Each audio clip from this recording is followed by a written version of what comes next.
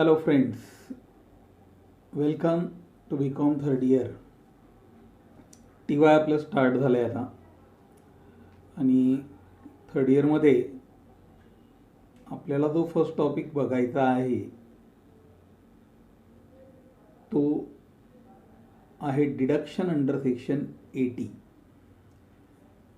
आपल्या इलेक्टिव्ह पेपरपैकी म्हणजेच ग्रुप जो सिलेक्ट करतो त्या ग्रुपमध्ये असणारा हा पेपर आहे.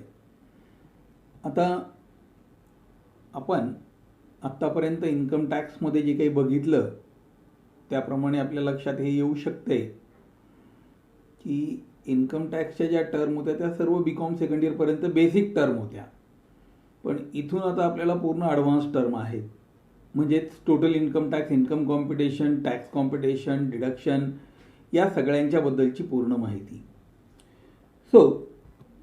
सगळ्यात अगोदर आपल्याला हे माहीत करून घेणं आवश्यक आहे की डिडक्शन अंडर सेक्शन 80 काय असते आणि कशा प्रकारे आहे. फ्रेंड्स, आपण इथं पाहू शकतो की इन्कम क्लब आउट केल्यानंतर किंवा after computing the total income under each head and after giving effect to the provision for the clubbing of income and set off of losses which gives the gross total income.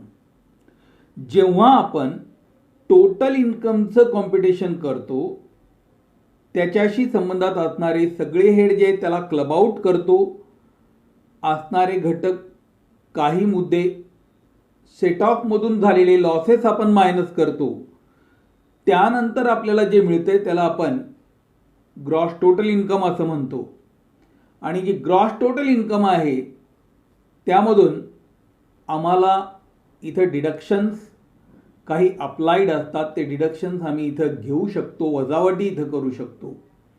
आणि हे जे deductions आहेत ते deductions आपल्याला इथं जे allow करायला दिलेले आहेत त्यासाठी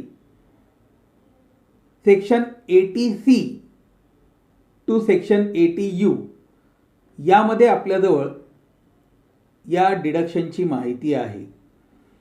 इन्कम टॅक्स ॲक्ट 1961च्या अंतर्गत आपल्याजवळ इथं हे डिडक्शन प्रोव्हाइड केलेले आहेत आणि आपल्यासमोर आहेत. आता बघा, सगळ्यात अगोदर त्याच्यासाठी आपल्याला हे माहीत करून घ्यायचे की ग्रॉस टोटल इन्कम कशाला म्हणतात. जरी आपल्याजवळ असेल तरी सुद्धा आपण परत एकदाला रिपीट करू. Gross total income means income from all the heads. सगळ्या हेडपासून मिळालेलं जे इन्कम आहे जेव्हा त्याची आपण बेरीज करतो ना त्याला आपण ग्रॉस टोटल इन्कम असं म्हणतो. आता हेड कोणते कोणते आहेत बघा. इट नेमली income from salary, income from house property, profit and gain from business or profession, capital gain and other source. या सगळ्यांचं कॉम्बिनेशन म्हणजे कंबाईन टुगेदर करण्यात आलं म्हणजे बेरीज केली की आपल्याला ग्रॉस टोटल इन्कम मिळते. Effect to provision of the clubbing of income and set off losses. जेव्हा आपण याच्यासोबत काही क्लबिंगमधून लॉस जे सेट ऑफ करायलो ते घेतल्यानंतर जे इन्कम मिळणार आहे त्याला आपण या ठिकाणी ग्रॉस टोटल इन्कम असं म्हणू शकतो. डिडक्शन ही जी संकल्पना आहे ती सेक्शन 80C टू 80U मध्ये आपल्याजवळ आहे आणि हे आम्हाला ग्रॉस टोटल इन्कममधून डिडक्ट करण्यासाठी अप्लाइड होत आहे. आणि डिडक्शन का असतात? After deductions we are able to present the taxable income. Taxable income find out करण्यासाठी आम्हाला पर्सनच्या ग्रॉस टोटल इन्कममधून डिडक्शन्स मायनस करावे लागतात. आता हे जे डिडक्शन आहेत हे डिडक्शन आम्हाला सेक्शन 80C टू 80U मध्ये आहे. बघा 80C टू 80U पण हे सांगतोय परंतु त्याच्या प्रत्येकाला काय एक्सप्लेन करत नाहीयेत. तर प्रत्येक वेळेस आपल्याला विभिन्न पद्धतीने याचा उपयोग होतो आणि आपल्या सिलेबसला कसा उपयोग होतो आपण इथं बघणार आहोत. पण त्याच्या अगोदर बघा, आपल्याला याच्या संबंधात काही महत्त्वाचे जे मुद्दे आहेत ते लक्षात घ्यायचे. Deduction from gross total income are available only to the assessee when the gross total income is positive figure. Deduction कधी अप्लाइड होते? जर एखाद्या असेसीचं इन्कम पॉझिटिव्ह असेल. पॉझिटिव्ह असेल म्हणजे कसं आहे, आपण सर्व वजावट केल्यानंतर ती व्हॅल्यू निगेटिव्ह मायनसमध्ये येत नाही. म्हणजे समजा आमचं ग्रॉस टोटल इन्कम 50,000 आहे, त्याच्यामधून आम्ही एक काही व्हॅल्यूज मायनस केल्या लॉसच्या, तर आमचं इन्कम 40,000 शिल्लक राहिलं. 10,000 मायनस केलं तर 40,000 शिल्लक राहिलं. पण हे पॉझिटिव्ह असेल, धनसंख्या असेल, तर आम्हाला डिडक्शन अप्लाइड होतात. इफ निगेटिव्ह येत असेल म्हणजे लॉस जर शो करत असेल तर डिडक्शन अप्लाइड होत नसतात. बिकॉज डिडक्शन ही आपल्या टॅक्सेशनमधून आपल्याला मिळवायची वजावट असते आणि त्याला आपल्याला रिड्यूस करायचं आहे. If however the gross total income is a nil or a loss or is a loss, the question of deduction from the gross total income does not raise, because there is a no income. Due to this, there is a no deduction. In other words, total aggregate of the deduction cannot exceed gross total income. बघा, आमच्याजवळ जे total aggregate deduction आहे ना, ते त्याच्यामुळं आमच्या gross total इन्कममध्ये वाढ होते असं नाही आहे, कारण की ही वजावट आहे, आम्हाला ती घट करायची आहे. डिडक्शन्स, आता ही जी संकल्पना आहे याच्या संदर्भात काय, deduction can not be claimed twice in the same assessment year. एकाच आर्थिक वर्षामध्ये डिडक्शन 2 वेळेस घेता येत नाही. म्हणजे ही बाब जी आहे इन्कम टॅक्समध्ये, आपल्याला ही रक्कम फक्त आणि फक्त एकदाच नोंदवायची आहे. बघा, आता deduction is allowed only to the assessee. फक्त जो असेसी आहे त्यालाच डिडक्शन इथं आपल्याजवळ अप्लाइड होतात. आता इतर असेसीला ते डिडक्शन या ठिकाणी आपल्याजवळ अप्लाइड होत नसतात. आपल्याजवळ सिलॅबसला मीन्स फॉर युअर सिलॅबस जे डिडक्शन कन्सिडर करायला सांगितलेत, आता इथं भली मोठी लिस्ट आहे, 80C to 80U पर्यंत. या सगळ्यामध्ये मग CCA, CCD, CCB असे अनेक डिडक्शन आहेत. ATD, ATDD असे वेगळे वेगळे डिडक्शन आपल्यासमोर येणार आहेत. म्हणजे एक नाही तर अनेक सेक्शन आहेत.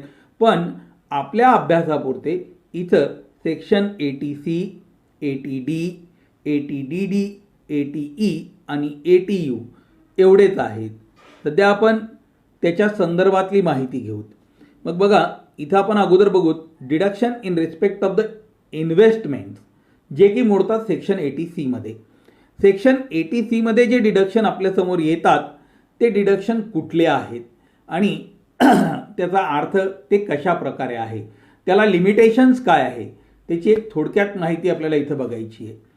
Amount paid or deposit toward the life insurance, contribution to provident fund set up by the government, recognized provident fund, contribution by the assessee to an approved superannuation fund, subscription to the national saving certificate, tuition fees payment, repayment for the purpose of the purchase of construction of the residential house, and many other type of the investment. For full list, please refer section 80C of the Income Tax Act.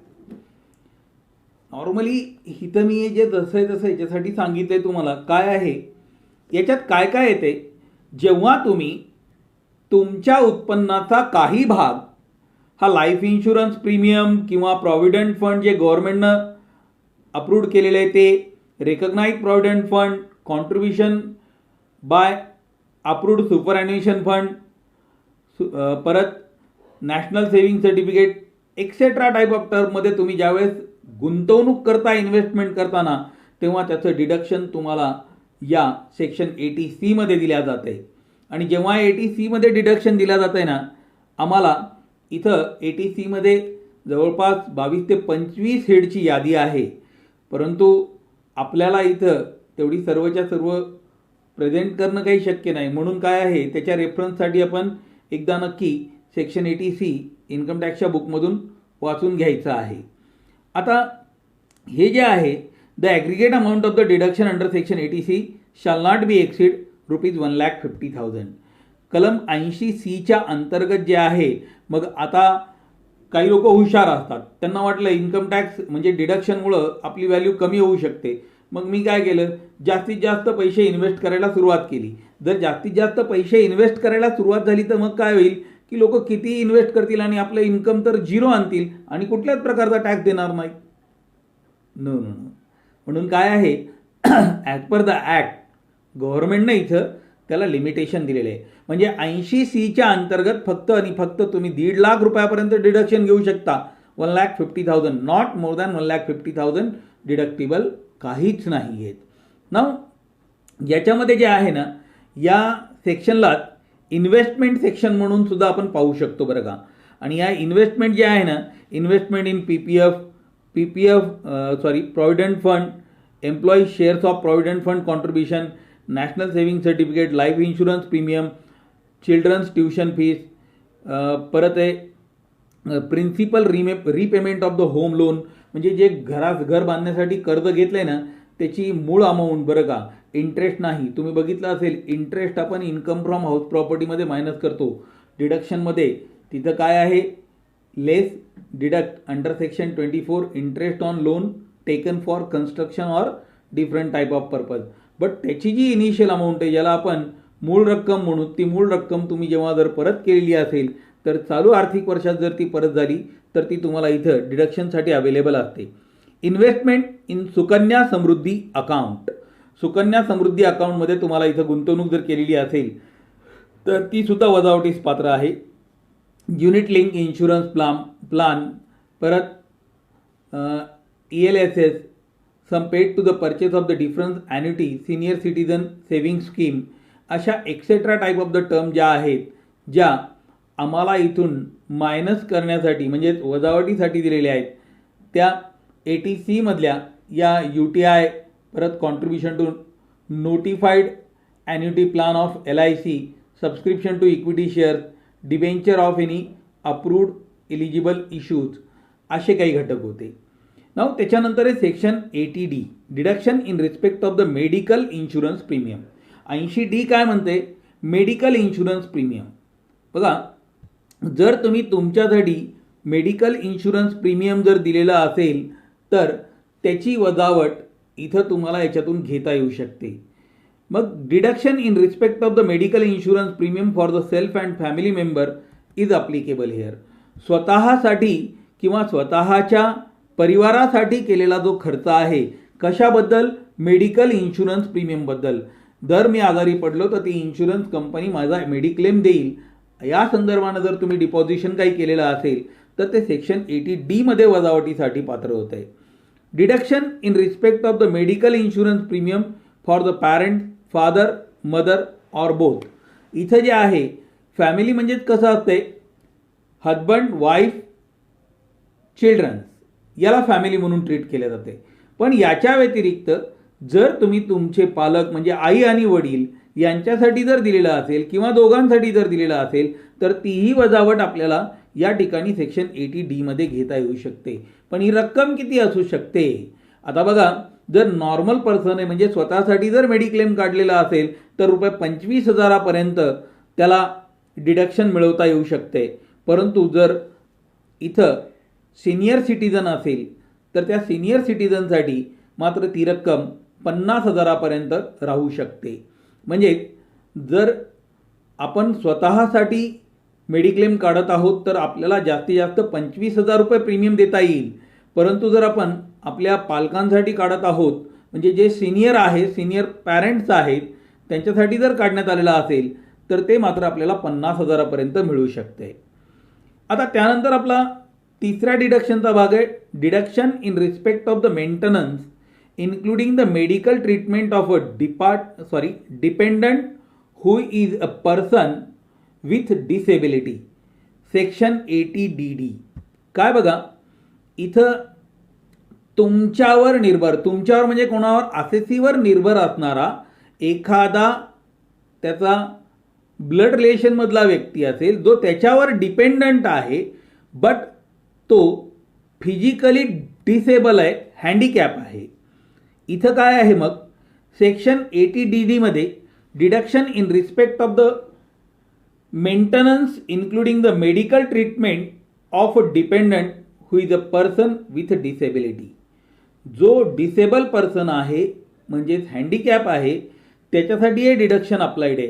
परत बघा, income टॅक्समध्ये निश्चित आहे की तुम्हाला deduction किती मिळालं पाहिजे, म्हणून इथं मॅक्झिमम डिडक्शन जे ते 1,25,000 आहे आणि ते सुद्धा सिव्हिअर डिसेबिलिटी म्हणजे अति उच्च प्रमाणात जर तो डिसेबल असेल तर तशा परिस्थितीमध्ये त्याच्या आजारपणावर किंवा त्याच्या रखरखावावर लागणारा जो खर्च आहे तो 1,25,000 असेसीला वजा करून घेता येऊ शकतो तो डिपेंडंट पर्सन असेल तर. आणि जर तो 80% कमी डिसेबल असेल तर मात्र त्याला 75,000 रुपयाचं डिडक्शन या ठिकाणी मिळवता येऊ शकेल. मीन्स इन अ कॉमन केस 75% आणि in a normal case in a severe case it is 1,25,000. आता हे कोण ठरवणार, मोर दॅन 80%. तर एक लक्षात ठेवा, हँडिकॅप पर्सनला इथं शासनाकडून त्याचं सर्टिफिकेट केलं जातं आहे हँडिकॅप असल्याचं आणि त्याच्यामध्ये अशा नोंदी असतात की ते 40%, 50%, 60%, 70% किती डिसेबल आहे त्याप्रमाणे आपल्याला हे ठरवता येऊ शकते. परत याच्यानंतर हे बघा आपल्याजवळ deduction in respect of the repayment of the loan taken for the higher education. जर उच्च शिक्षणासाठी तुम्ही कर्ज घेतलेलं असेल तर त्याच्या संदर्भात आपण जे डिडक्शन आहे ते डिडक्शन सेक्शन 80E मध्ये पाहू शकतो. Deduction in respect of the interest on loan taken for pursuing the higher education. उच्च शिक्षण घेण्यासाठी आपण कर्ज घेतलंय आणि त्या कर्जावरचं आपण व्याज भरतोय तर the deduction is also available for the purpose of higher education of a relative. स्वतः तर आहेत आणि स्वतःच्या नातेवाईकासाठी सुद्धा तो खर्च केला जाऊ शकतो. पण याच्यामध्ये एक अट काय आहे तर इथं only interest on loan but not the principal amount. Principal amount repayment नाही, फक्त त्याच्यावरचं व्याज. समजा मी 1,00,000 रुपये कर्ज घेतलं, त्याच्यावर वार्षिक मला 5,000 रुपये व्याज द्यावं लागेल, तर ते व्याज वजावट मिळेल. पण त्या 1,00,000तून मी 10,000 परत केले, त्या 10,000ची वजावट नाही मिळणार मला माझ्या व्याजाबद्दलची वजावट या ठिकाणी दिलेली आहे. म्हणजे deduction in respect of the repayment of the loan taken for higher एज्युकेशनमध्ये आम्हाला याच्यात व्याज जे आहे ना त्या व्याजाची वजावट मिळवता येऊ शकते. Deduction allowed up to 8 year from the date of repayment. आम्ही जे डिडक्शन आहे ना ते 8 वर्षापर्यंत घेऊ शकतो. आता याच्या पुढचा जो भाग आहे तो आमच्यासाठी लास्ट पॉईंट आहे. Deduction in case of a person with disability section 80U. आता तुम्ही म्हणताल सर आपण याच्या अगोदर सुद्धा इथं डिसेबिलिटी पर्सन म्हणून त्याचं वाचन केलं होतं पण ते 80DD मध्ये होतं. पण इथं जर आपण विचार केला तर 80DD मध्ये जे तुमच्याजवळ डिसेबल पर्सनसाठी होतं तर ते डिसेबल पर्सन म्हणजे काय, डिपेंडंट डिसेबल पर्सन. तू असेसी स्वतः नाही तर त्याच्या व्यतिरिक्त दुसरा कुठला व्यक्ती जो त्याच्यावर डिपेंडंट आहे ते त्याच्यासाठी होतं. परंतु इथं काय, deduction in case of a person with disability म्हणजे हे असेसीसाठी आहे. जर असेसी स्वतः डिसेबल असेल, हँडिकॅप असेल तर त्याला हे डिडक्शन 80U मध्ये अप्लाइड होत आहे. Deduction for a person suffering from the physical disability, a deduction of 75,000 is available to resident individual who suffer from the physical disability including blindness. अंधत्व जरी असेल तरी त्याला सुद्धा या ठिकाणी इथं या डिसेबिलिटीचं फिजिकल डिसेबिलिटीचं बेनिफिट मिळवता येते आणि ते किती आहे, 75,000 रुपयाचं डिडक्शन आहे. और मेंटल रिट्रेडेशन म्हणजे बौद्धिक काही जर झालेला असेल, डिसेबिलिटी झालेली असेल तर त्याचंही इथं त्याला वजावट मिळवता येऊ शकते. परत in case of severe disability, जर मात्र सिव्हिअरली डिसेबल झाला असेल तर त्या परिस्थितीत मात्र याला 1,25,000 डिडक्शन दिल्या जाते. इथं आम्ही जे डिडक्शन्स बघितलेत त्याच्यामध्ये आम्ही फक्त ATC investment, ATD, ATC, ATD, ATDD, ATE आणि इथं ATU अशा 5 डिडक्शनचा अभ्यास केलेला आहे. आम्हाला फक्त हे 5 डिडक्शन आमच्या सिलेबसला आहेत. ओके, राईट नाव. थँक्यू.